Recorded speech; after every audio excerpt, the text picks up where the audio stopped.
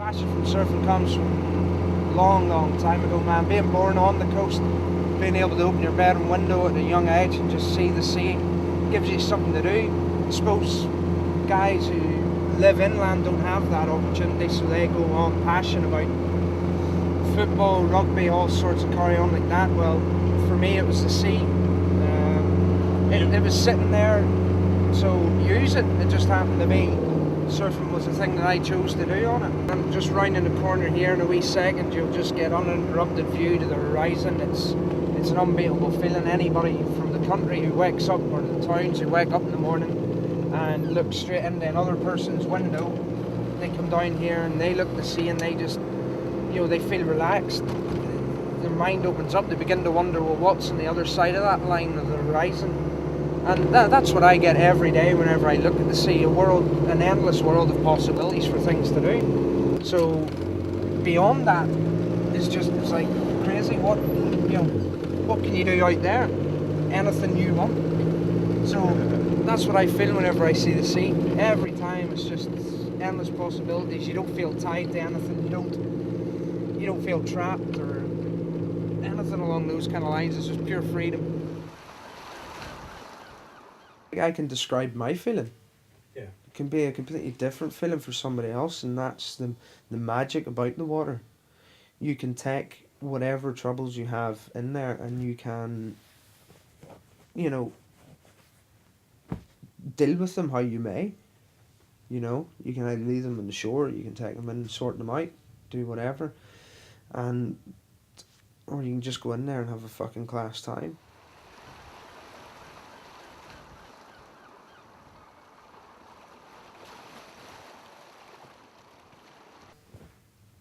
I can sit and look at the ocean and that'll be perfect. Perfect for me. 4-foot sets coming through and offshore winds. Nice and glassy. That's perfection for me. And 10 minutes later, the wind can come round on it and blow out. And it's not perfection for me.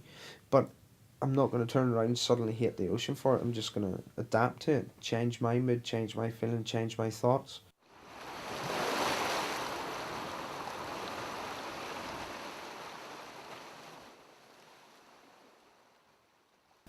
I mean, there's days when you'll go out and you'll get completely hammered in the surf and everything's just not going right. And you try and try, but it's not your day. And the painting's the same as that. Sometimes you work all day long and the things you hope to try and do, you just didn't get right. The colours weren't right or whatever. But you try again the next day and it just happens that it just flows quite freely with no problem at all, and you wonder what was keeping you the previous day. So I suppose that's the enjoyment of it, that when you work at it long enough, certain things get easier. Other things just are as hard as they ever were, but if you worked at it before and you got through the problem, you'll probably more than likely get through the same thing again. So. And it doesn't matter if you paddle left, right, whatever the hell, it's going to get you. And you'll dive and you'll just feel this thing land on your back. The board gets ripped out of your arms, you get worked about, you just get immense. But somewhere through that whole experience, I actually managed to draw from it a little bit of happiness. I'll be, getting pulled 4 different directions below the water, but I'll probably have a smile on my face, probably a smile of insanity. But I feel privileged that this wave has travelled thousands of miles just to land in my head. You're getting personally beat up by Mother Nature. You can't fault that at all. It's just one of those wee things that you got to accept.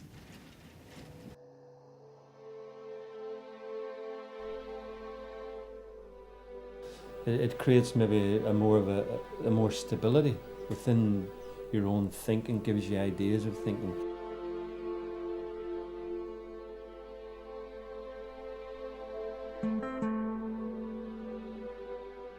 So there's a tremendous change going on all the time with the sea. I think it's really interesting to walk around and enjoy that change and see what it does.